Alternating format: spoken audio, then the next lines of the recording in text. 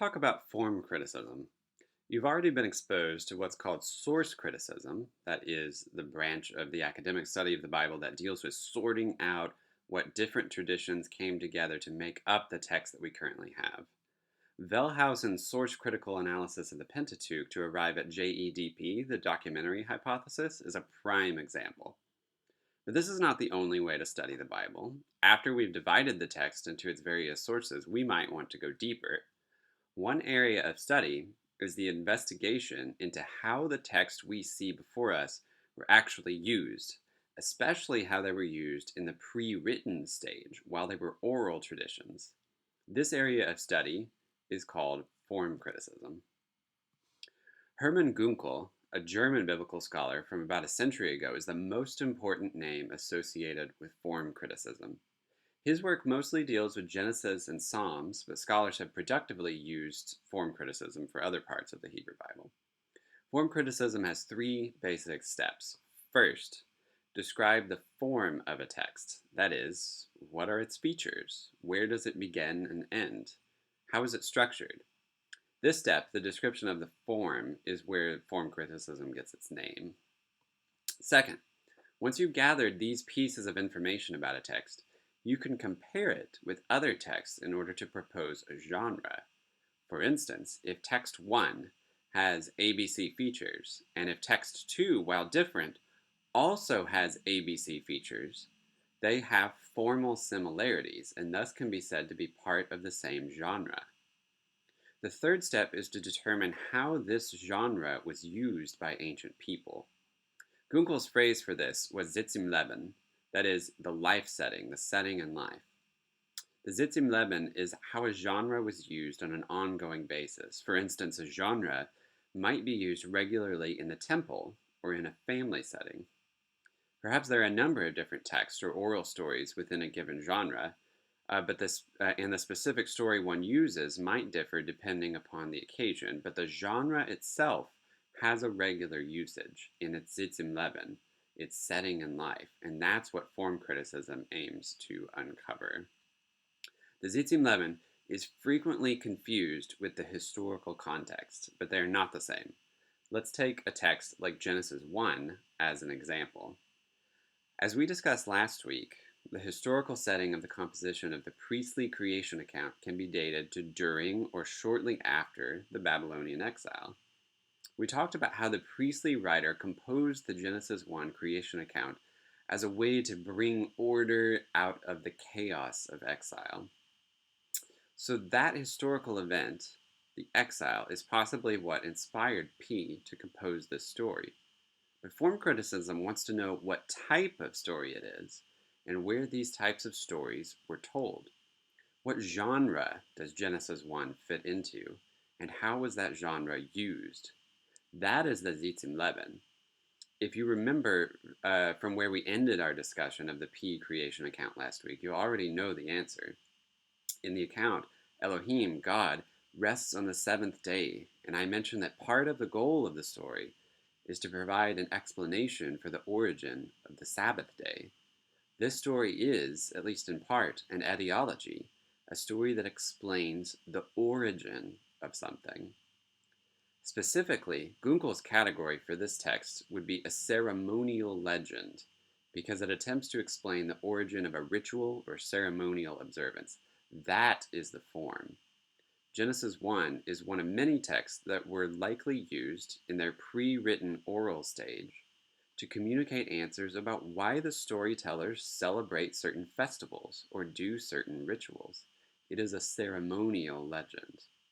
This does not mean that this is all that Genesis 1 does or all that it can mean, but it does mean that communicating a message about the origins of the Sabbath is an important goal for the story. Before examining more of Gunkel's categories, let's unpack the word I'm using, legend, first.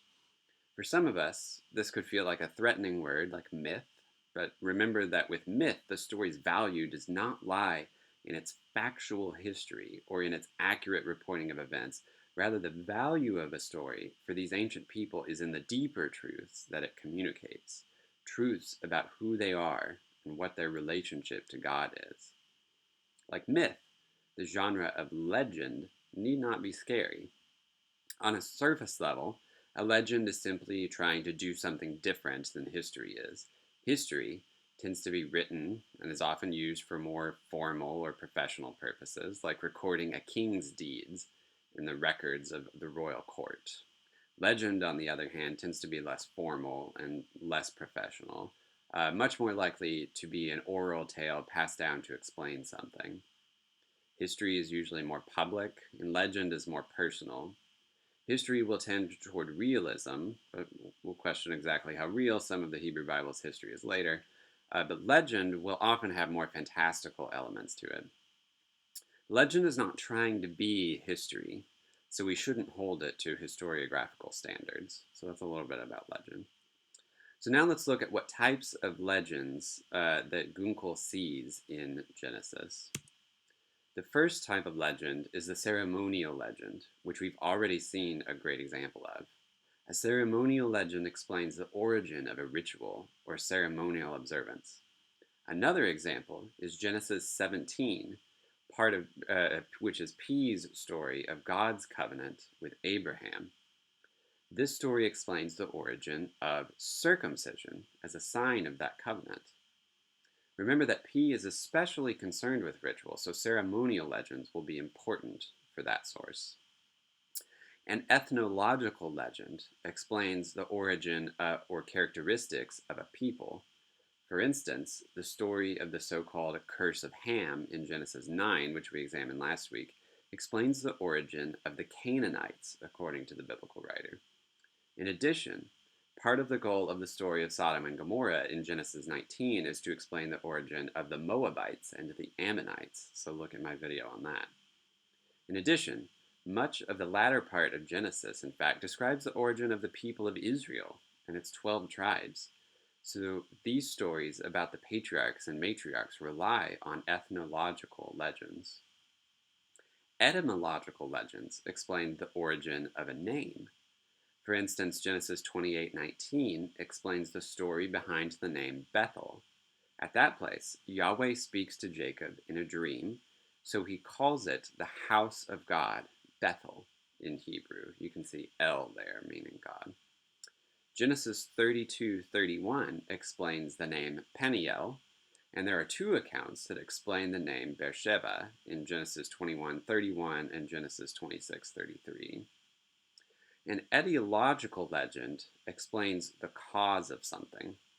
This category is a little bit of a catch-all category, as all of the other categories also explain causes.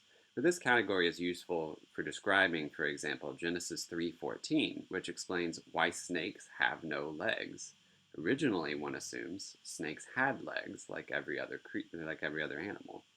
But because Yahweh cursed them, now they have to crawl on their bellies.